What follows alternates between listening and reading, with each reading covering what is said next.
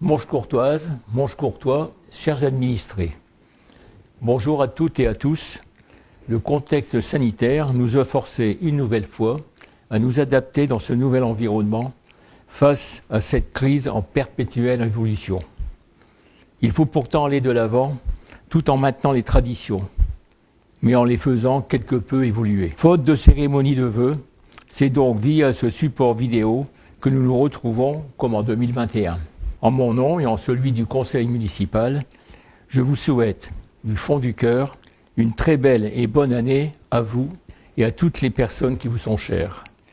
Nous vous souhaitons le meilleur, entouré des vôtres. Cette année, c'est un discours à deux voix que nous vous proposons. Monsieur le maire et moi-même espérons que les fêtes de fin d'année se sont bien passées. Elles sont synonymes de convivialité, de joie, de bonheur et de retrouvailles avec vos proches. Le bonheur et la bienveillance qui imprègnent cette période sont nécessaires, surtout dans ce contexte incertain. Nous allons donc passer quelques minutes ensemble afin de nous retourner sur 2021 et bien sûr nous concentrer sur les projets 2022. Que retenir de 2021 ? Le sentiment est mitigé et le bilan de 2021 comporte forcément un volet négatif et un volet positif. Le volet négatif est bien évidemment une année tourmentée et à nouveau douloureuse. Une crise sanitaire qui se prolonge, qui fragilise notre système de santé. Un virus qui frappe maintenant des centaines de milliers de personnes. Une économie qui a été stoppée mais qui a su redémarrer. Des relations humaines entravées mais qui résistent coûte que coûte. Tout cela a été et est toujours très éprouvant pour chacune et chacun d'entre nous. Cela étant, comme toujours, dans un contexte difficile, il y a des aspects positifs et ce que je note tout particulièrement, ce sont toujours les moments de générosité, d'entraide, de solidarité, que je pourrais résumer en un mot, celui de fraternité, qui se sont développés entre nos citoyens depuis l'année 2020, pour soutenir les soignants, apporter les aides aux personnes en difficulté, les plus fragiles, bref, rendre service. Cet élan doit perdurer. À notre échelle, celui du service public, c'est entre autres par l'engagement de deux jeunes en service civique qu'il s'exprime. Vous avez pu découvrir le visage de Léa et Corentin dans le dernier numéro de l'Écho. Encadrés et guidés dans leur mission par notre collègue Maris, leur but est de faciliter l'intégration et de renforcer l'inclusion sociale. En somme, créer du lien. Ce lien qui fait défaut pour la grande majorité de la population en ce moment, mais qui est parfois totalement rompu pour une autre partie qui se sent exclue et à qui nous devons tendre la main. Il s'agit d'un partenariat entre la mission locale de Douai et le CCAS de Monchecourt. De ce fait, Léa et Corentin seront parmi nous durant 8 mois. Ils collaborent également avec l'assistante sociale du secteur afin de soutenir les personnes concernées dans leur démarche. Ces deux services civiques sont déjà en lien avec le béguinage et ont déjà animé 2 séances de l'atelier vie sociale à la salle Mandela le mercredi après-midi. Ils sont actuellement en train de faire du porte-à-porte dans le quartier de la cité Saint-Robert dans le but d'y recueillir des témoignages, de proposer leurs aides et différentes activités ou ateliers. Ils réfléchissent également en collaboration avec l'assistante sociale à un atelier hebdomadaire parents-enfants. Vous le voyez, ce contexte difficile ne nous empêche pas d'avancer et de préparer l'avenir de façon sereine. Il est essentiel de pouvoir préparer les années futures dans les meilleures conditions au service de notre commune et de nos concitoyens entourés de l'équipe municipale. C'est donc le moment de faire avec vous un tour d'horizon des réalisations et des activités qui ont marqué l'année 2021. Entre petits et gros investissements, entre le maintien des services publics de qualité et leur amélioration, l'année a été riche. Une partie de la cité Saint-Robert est depuis quelques semaines passée à l'éclairage en LED. Le reste des secteurs identifiés dans la commune va suivre. Depuis plusieurs années, nous poursuivons la rénovation de l'éclairage public afin de réaliser des économies d'énergie et d'améliorer le confort de tous. Je sais que depuis un certain temps, ce service rendu est parfois défectueux. Sachez que nous faisons tout notre possible pour l'améliorer, pour que tous les habitants soient satisfaits de leur cadre de vie, et l'éclairage en fait partie. Le cadre de vie s'améliore aussi par le fleurissement de la commune qui est encadrée par Jacques, avec l'aide de l'équipe des services techniques. Il s'attache à embellir les lieux stratégiques et les plus en vue. Cette année, l'accent a été mis sur les ronds-points. Des surprises vous attendent au printemps pour la finalisation de leur aménagement et peut-être en rapport avec le passage du Tour de France. Dans le cadre de l'espace vie sociale, l'atelier petite enfance du mercredi matin remporte un vif succès avec une moyenne de 20 enfants accueillis par nos 3 animateurs. Les AESH primaires et maternelles font le plein à chaque section. Pour le plus grand bonheur des enfants, les animateurs mettent en place un accueil de qualité, riche d'activités, de découvertes, de surprises et toujours dans la joie et la bonne humeur. La maison de l'animation, malgré, vous vous en doutez, toutes les difficultés liées au maintien d'activités dans le contexte qui est le nôtre, s'en sort bien. La structure permet à tous les jeunes de 11 à 17 ans de se rassembler, d'échanger et de se lancer dans de nouveaux projets. Félicitations au comité des fêtes pour le défilé du traîneau du Père Noël. Encore une belle réussite d'animation locale. Félicitations à toutes les associations qui tiennent bon face à la situation de crise. Un partenariat est lancé avec l'Union régionale des associations culturelles et éducatives des Hauts-de-France. Une organisation qui aide les associations dans leur fonctionnement, leur gestion et apporte une boîte à outils pour améliorer les pratiques. La municipalité a aussi décidé d'aider les associations en participant à hauteur de 10 € pour chaque enfant adhérent dans un club Monchecourtois. Nous pouvons en être fiers. Le socle numérique de base est atteint dans toutes les classes des écoles primaires. Depuis longtemps, soucieuse de la qualité des équipements informatiques des écoles, la ville a cette fois émargé à l'appel à projet lancé par l'État et nous avons été retenus.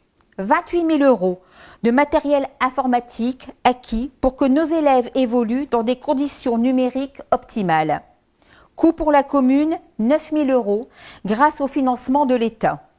Nous souhaitons la bienvenue aux nouveaux enseignants qui ont intégré les écoles à la rentrée de septembre. 3 nouvelles professeurs à l'école Prévert, dont une nouvelle directrice et une arrivée, poste supplémentaire, également à l'école maternelle Cézanne.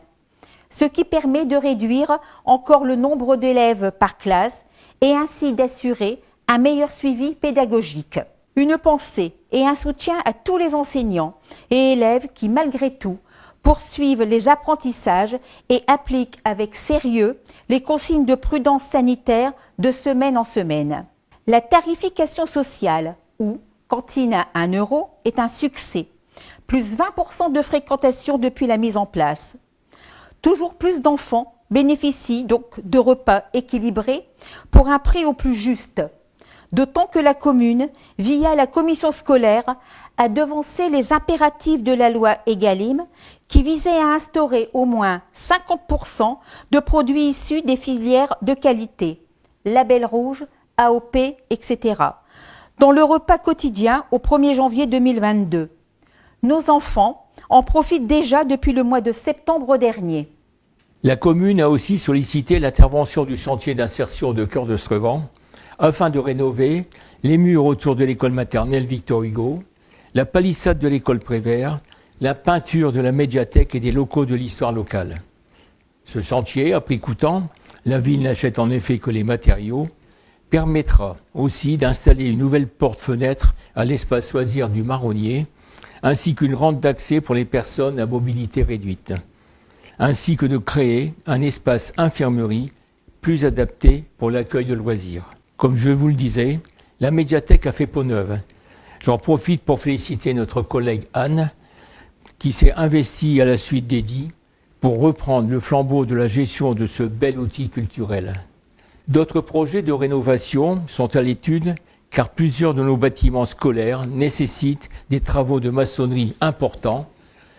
Nous l'espérons, là aussi, pouvoir bénéficier du chantier d'insertion et de ses équipes qui ont démontré tout leur professionnalisme. 2021 c'est achevé, en route vers 2022.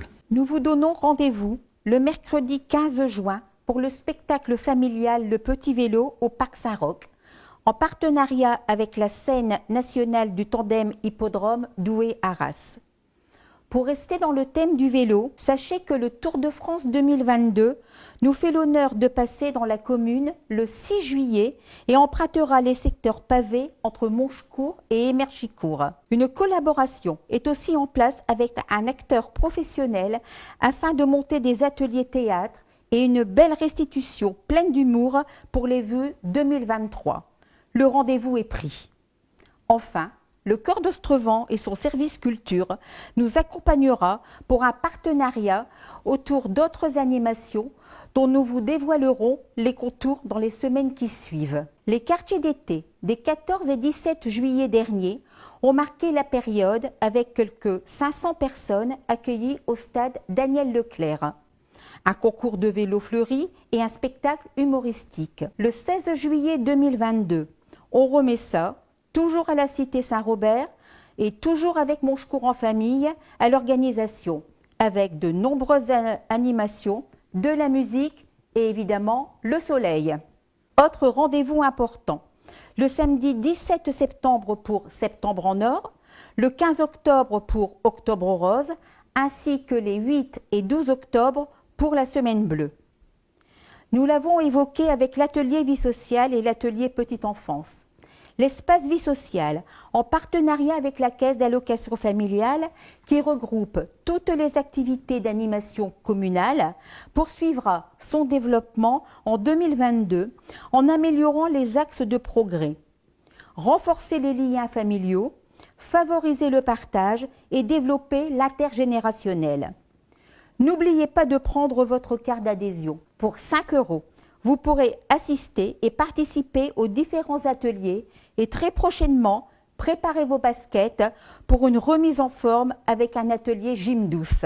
Le programme de l'année vous sera dévoilé au fur et à mesure de nos communications. Félicitations notamment aux jeunes qui ont participé aux ateliers vidéo. Ils ont créé un court-métrage appelé Déconnecté, qui vient de remporter le prix du meilleur film d'atelier au Maz Movie Show de Mazagarbe. Bravo à eux. Que cette réussite donne envie à d'autres de se lancer.